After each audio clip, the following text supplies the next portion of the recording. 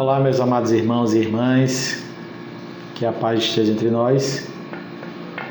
E é sempre bom iniciar um trabalho com muita tranquilidade, porque todos nós, na iminência do progresso, vamos sempre querer estar numa condição moral muito boa, intelectual, também a nossa parte emocional que esteja muito bem apresentável, porque ao sair deste mundo, as exigências continuarão.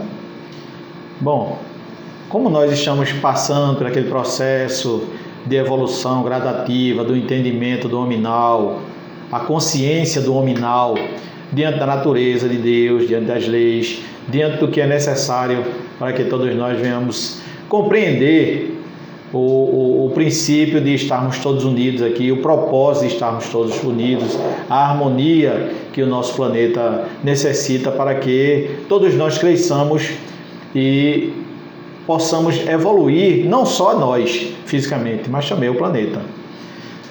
A vinda do Cristo, como já foi falado, algumas coisas, foi de muita importância.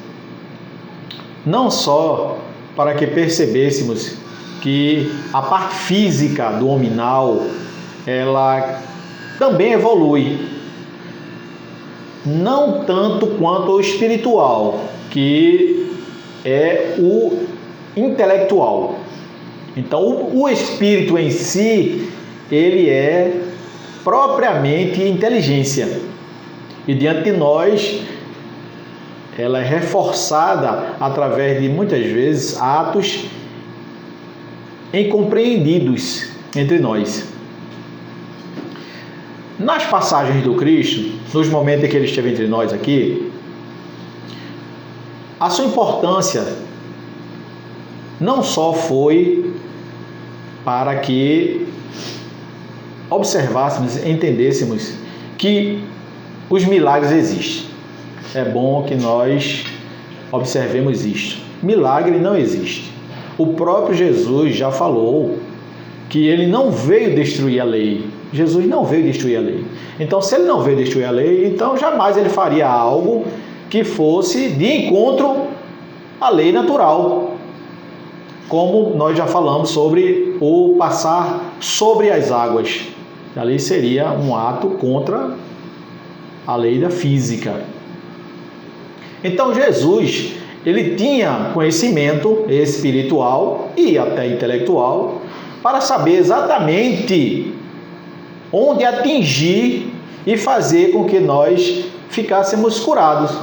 A palavra certa, o carinho certo, o ouvido na hora certa, para que os nossos irmãos até mesmo entendessem a sua condição, o seu, entre aspas, desmerecimento de não ter vindo numa condição social boa, vindo com alguma limitação física.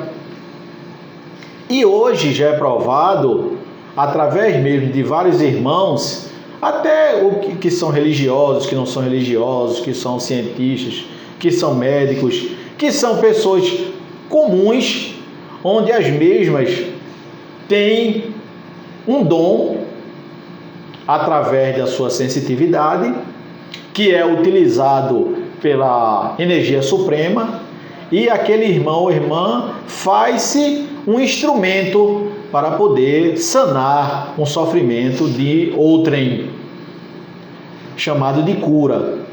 Então Jesus tinha esse conhecimento espiritual, tanto é que em uma certa passagem, onde o mesmo estava transitando entre aqueles aglomerados de pessoas, uma nobre irmã que estava sendo acometida de um sangramento no seu útero, e aí, como ela não tinha como alcançar Jesus, ela, por baixo, pela sua túnica, próximo aos pés, ela tocou em Jesus.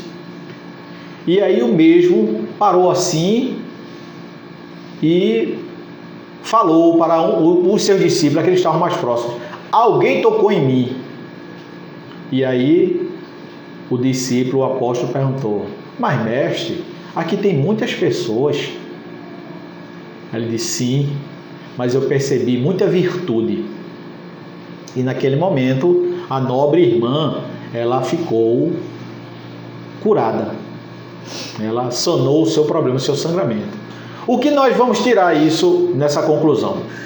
Aqui observemos, meus irmãos, para não adiantar o processo do Divino Mestre.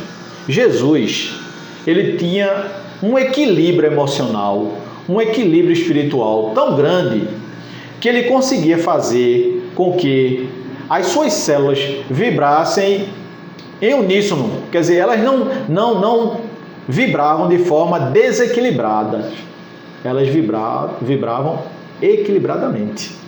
Como todo objeto no universo, para que ele exista, todos aqueles átomos que o compõem vibram de uma forma equilibrada, fazendo com que aquela energia transforme aquele objeto num metal, num qualquer, seja cobre, seja alumínio, seja ferro.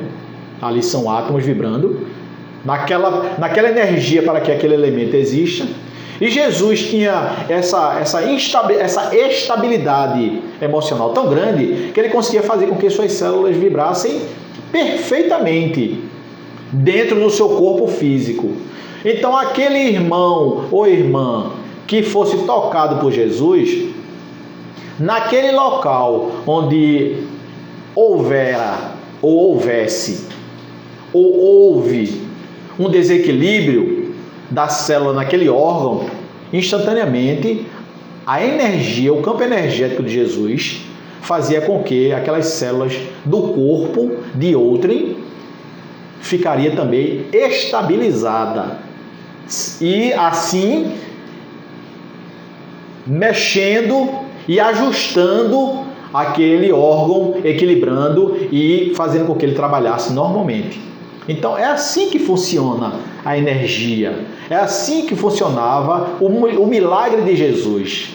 Ele não fazia nada demais, ele apenas, por ele ter este equilíbrio, por ele ter este controle, ele tinha como, sabendo-se da sua inteligência e conhecimento espiritual, o irmão ou a irmã dizia onde estava a enfermidade e Jesus, como se fora um passe, impunha as mãos no local ou tocava no local, se assim fosse necessário, naquele local desejado, e aí aquele campo energético daquele órgão que estava desequilibrado automaticamente ficava equilibrado. Então estes são um dos pontos em que nós podemos falar de Jesus. Existem muitas outras passagens que o cego de Betesda, a menina que veio endemoniada.